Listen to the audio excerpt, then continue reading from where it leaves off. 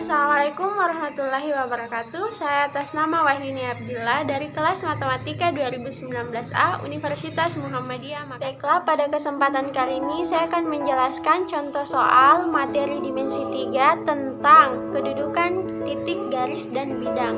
Nah, berikut adalah penjelasannya. Jadi, di dalam kedudukan titik, garis, dan bidang terdapat beberapa subbab.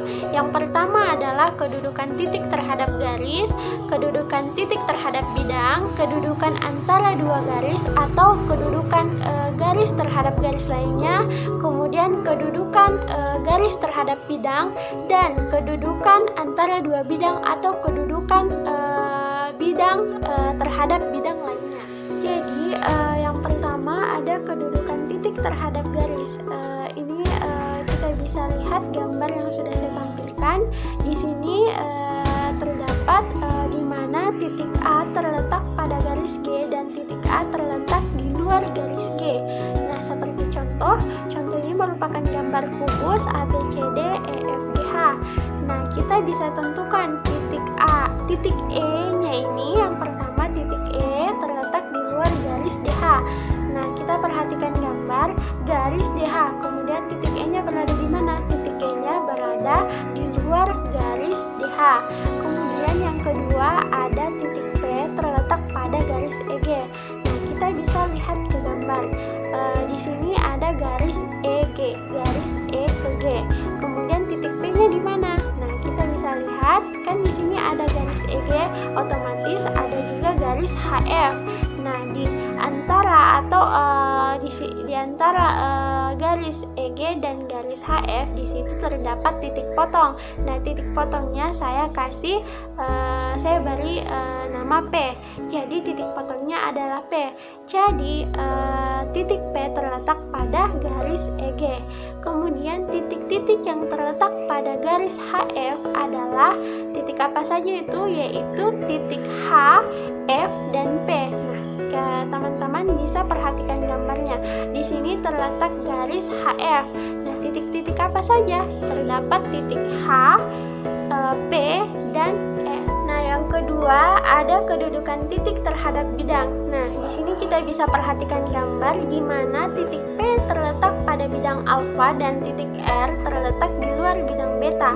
Nah, seperti contoh di sini ada kubus ABCD dan EFGH. Nah, kita bisa tentukan titik A-nya terletak pada bidang ECGE. Nah, kita bisa lihat bidang ACGE. Nah, titik A-nya terletak pada bidang ACGE. Kemudian titik E, kita bisa lihat titik E terletak di luar bidang DCGH. Nah, perhatikan bidang DCGH. Nah, kita lihat titik E-nya terletak di mana? Tentu saja terletak di luar bidang DCGH. Kemudian titik F terletak di luar bidang BGE. Nah, kita perhatikan bidang BGE. Nah, kita lihat titik F-nya terletak di mana? Tentu saja juga terletak di luar bidang BGE. Titik F terletak di luar bidang BGE. Nah, yang terakhir, titik-titik yang terletak pada bidang BEG merupakan titik-titik apa saja? Nah, kita lihat bidang BEG. Tentu saja titik-titik yang terletak pada bidang BEG adalah titik B, E, dan yang ketiga ada kedudukan antara dua garis. Nah, di sini ada gambar, teman-teman bisa lihat. Nah, saya akan jelaskan. Yang pertama itu garis berimpit, di mana garis G dan H dikatakan berimpit apabila jika kedua garis itu terletak pada satu bidang yang sama dan keduanya mempunyai minimal dua titik persekutuan. Kemudian yang kedua ada garis berpotongan. Nah, di mana garis G dan H dikatakan berpotongan jika kedua garis itu terletak pada bidang yang sama dan keduanya mempunyai satu titik persekutuan. Kemudian yang ketiga ada garis sejajar. Garis sejajar merupakan garis G dan H dikatakan sejajar jika kedua garis itu terletak pada satu bidang yang sama dan keduanya tidak mempunyai titik persekutuan. Nah, yang keempat ada garis bersilangan, di mana garis G dan H dikatakan bersilangan jika kedua garis itu tidak terletak pada bidang yang sama dan keduanya tidak akan berpotongan apabila diperpanjang atau dipanjangkan, garisnya dipanjangkan. Nah, seperti contoh, kita bisa lihat gambar yang sudah saya tampilkan. Di sini ada gambar kubus ABCDEFGH. Nah, di mana garis AC sejajar dengan garis EG. Nah, kita bisa perhatikan garis AC dan garis EG merupakan garis yang sejajar. Kemudian garis EH berpotongan dengan garis BE. Kita bisa perhatikan garis EH berpotongan dengan garis BE. Kemudian garis CD bersilangan dengan garis EG. Nah, perhatikan garis CD, perhatikan garis CD dan garis EG merupakan garis yang bersilangan. Kemudian garis yang bersilangan dengan garis CG adalah garis apa saja itu, yaitu garis AB, BE, FA, BD, DV, AD, FE dan HB. Nah, yang keempat ada kedudukan garis terhadap bidang. Nah, di sini teman-teman bisa perhatikan gambarnya.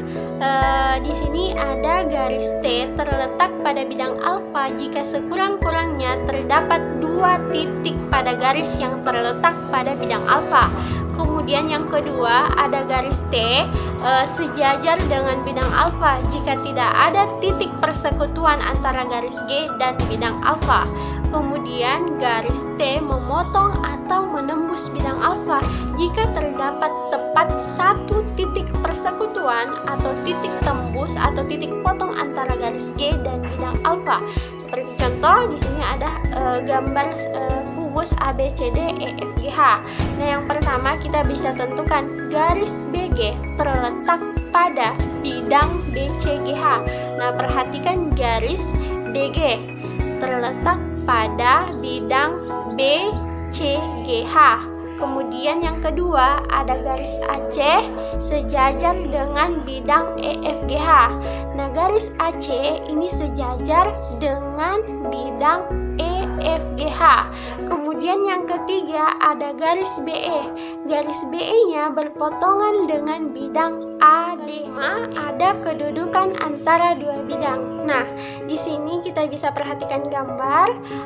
Yang pertama itu ada 2 bidang berimpit, di mana bidang alfa dan bidang beta dikatakan berimpit apabila setiap titik pada bidang alfa juga terletak pada bidang beta.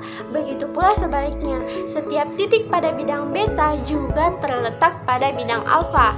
Dan yang kedua ada 2 bidang sejajar, di mana bidang alfa dan bidang beta dikatakan sejajar jika tidak terdapat garis persekutuan.